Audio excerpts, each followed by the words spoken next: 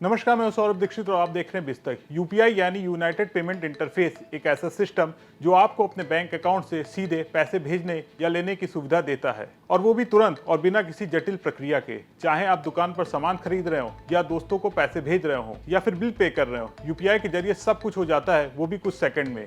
Google पे, phone पे, Paytm जैसे ऐप्स यूपीआई की मदद से काम करते हैं, लेकिन अब यूपीआई पर एक बड़ी खबर सामने आई है। अब यूपीआई लेनदेन पर चार्ज लग गया है। बैंक गूगल पे, फोन पे, मोबीक्विक, रेजर पे जैसे पेमेंट एग्रीगेटर से यूपीआई ट्रांजैक्शन के लिए फीस वसूलेगा। तो क्या फ्री यूपीआई का दौर खत्म हो गया है? अब यूपीआई पर कितना चार्ज लगेगा, और सबसे बड़ा सवाल, इसका आम आदमी पर क्या असर पड़ेगा?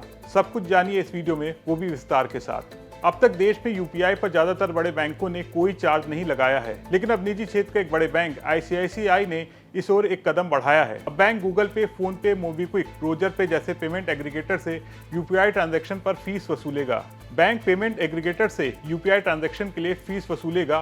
पेमेंट एग्रीगेटर वो कंपनियां हैं जो दुकानदारों और बैंकों के बीच पेमेंट प्रोसेस करती हैं, जैसे गूगल पे, फोन पे, मोबीक्विक और रेजर पे। लेकिन अच्छी बात यह है कि आम ग्राहकों से अभी कोई सीधा चार्ज नहीं लिया जाएगा, लेकिन जानकारों का कहना है ये फीस आगे चलकर दुकानदारों और फिर ग्राहकों तक पहुंच सकती है। आईसीआईसीआई के अलावा यस बैंक और एक्सिस बैंक पहले से ही ये फीस ले रहे हैं। आईसीआईसीआई बैंक ने पेमेंट एग्रीगेटर्स के लिए दो तरह की फीस तय की है। अगर पेमेंट एग्रीगेटर का एस्क्रो अकाउंट आईसीआईसीआई बैंक में है तो हर ट्रांजैक्शन पर 0.02% यानी 2 बेसिस पॉइंट फीस लगेगी, जो ज्यादा से ज्यादा 6 रुपए प्रति ट्रांजैक्शन होगी।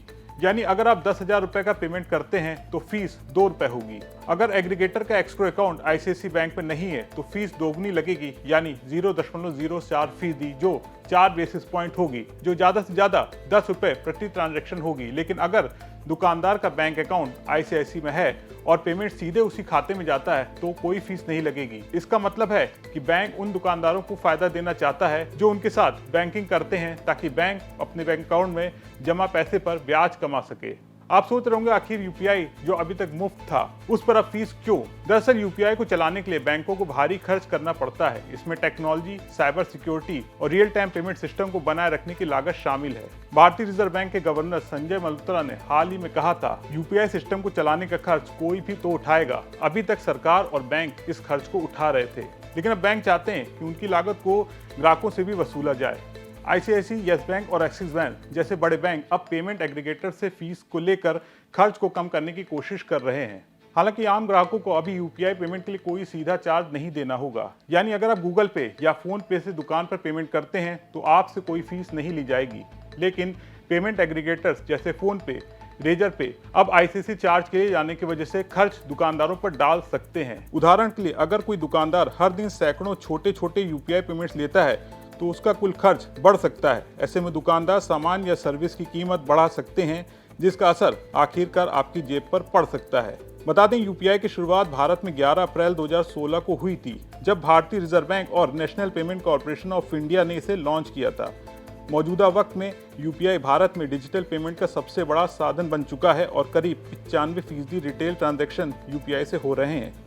लेकिन अगर फीस का चलन बढ़ा तो छोटे दुकानदारों को सबसे ज़्यादा परेशानी हो सकती है, क्योंकि उनके पास बड़े मर्चेंट जैसी ताकत नहीं होगी और वो बैंक से छूट की मांग कर सकते हैं।